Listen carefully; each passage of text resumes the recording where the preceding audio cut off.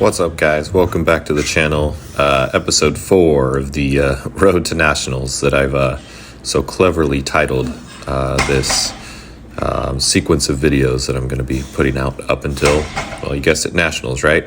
So just going to go over my primary lifts here. That was a set of 3 at 529. Man, this day, these felt very, very heavy. They felt slow.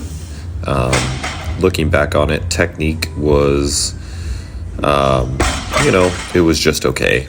But I had a couple top sets of 3 at that 529. And then I had 3 back downs of 3 with 512 pounds, that is. And every single set of these felt pretty hard. Context, I had drove from Oregon to California, Northern California, so it was like a 9-hour drive, and back within about 72 hours. So I was probably a little stiff from being in the car. My back's been kind of feeling it from probably just overdoing my snatch grip RDLs on my secondary deadlift day. But even though everything felt slow, the speed rep to rep was consistent enough, so I'll take that. Onto squats. This happens like 2 or 3 days later. I had 2 top triples at 452. This was the same top sets that I had in the previous week, and they all moved very, very good. My back was really uncomfortable going into this session, but since I feel like as I like to call it, since I learned to squat, my back does not seem to take much of a beating anymore from squatting. So I didn't really want to push depth. I kind of just let it be where it would be naturally. And to my eye, I think it was touch high to maybe borderline.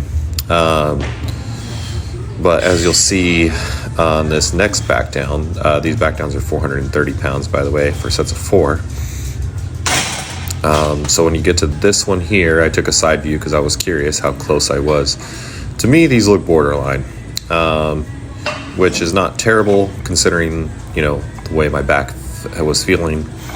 But I have a buddy who's a referee or a judge in Powerlifting America, and he said that looked good to him. So, I guess that's awesome for me, I guess.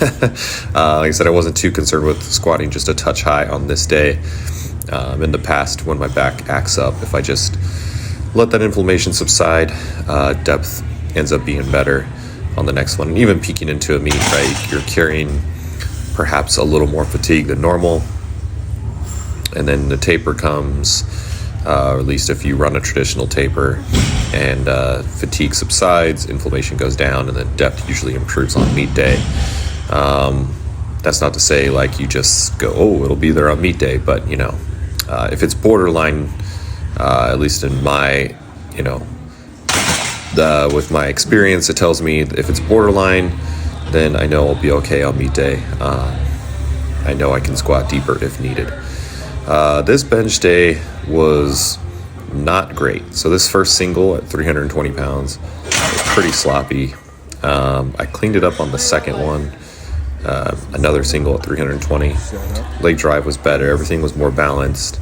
But overall, it just doesn't look that good. If you look right here, elbows kind of jump forward. So I need to tuck more if I'm going to go with that touch point, which we'll get to in here in a second. But in general, this whole week was not in general, it was the specifically peak volume week of this block of an accumulation phase.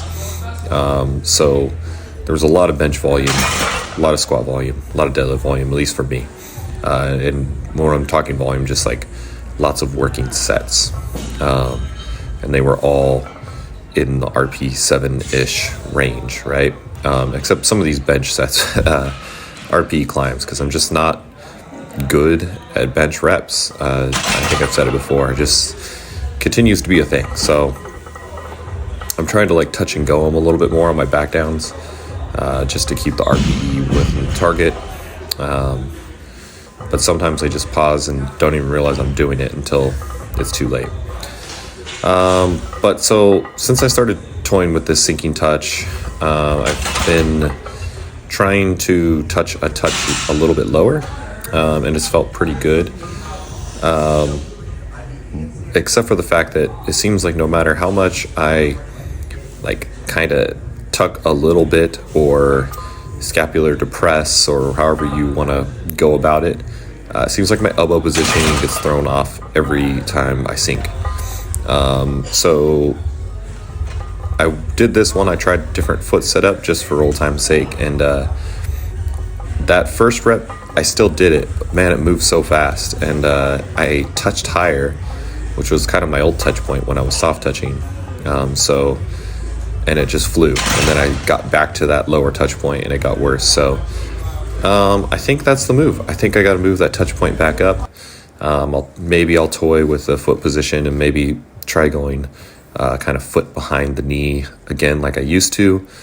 Long story as to why I ended up going feet out in front of me, but I guess that's the end of the video, so I'll wrap it up there.